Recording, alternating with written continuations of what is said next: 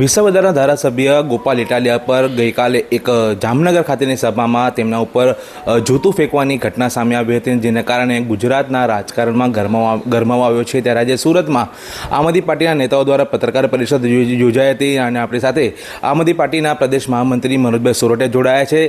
મનોજભાઈ, શું કહેશો, કઈ રીતે આખી આ ઘટના હતી અને એક સભામાં આ પ્રકારે જૂતું ફેંકવું કેટલું યોગ્ય કહેવાય? શું કહેશો આ ઘટનાને લઈને? हाँ बिल्कुल, गई काले जामनगरनी अंदर जामनगर महानगरपालिकाना चालू पद पर जे नगरसेवको है ये 3 नगरसेवको आम आदमी पार्टी साथे जोड़ाया।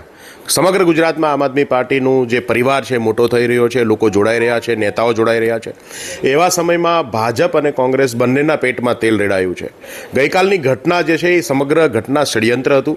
पोलीस ने एडवांस में ज खबर हती कि आवी कोई घटना घडवानी छे अने एटला माटे जे व्यक्तिए हुमलो कर्यो छे ए व्यक्तिनी साथे ज पोलीस आवी हती, एमनी आसपास गोठवाई गई हती अने जेवुं एमणे जूतुं मार्युं तो तरत ज ते खबर है कि આવી ઘટનામાં જ્યારે આવું કંઈક થાય તો લોકોના રોષનો ભોગ બનતો હોય છે વ્યક્તિ, તો એમને બચાવવાની કોશિશ જે છે એ પોલીસે કરી હતી।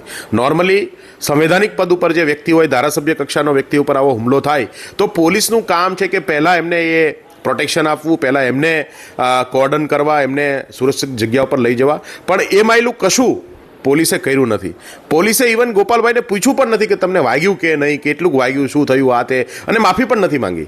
એનો મતલબ છે કે આખી ઘટના જે છે એ ષડયંત્ર હતી। ભાજપ અને કોંગ્રેસના બંનેના જે નેતાઓ છે ત્યાંના લોકલ, એમણે મળી અને આ ષડયંત્ર રચ્યું હતું। પોલીસને એમાં ઇન્વોલ્વ કરવામાં આવી હતી।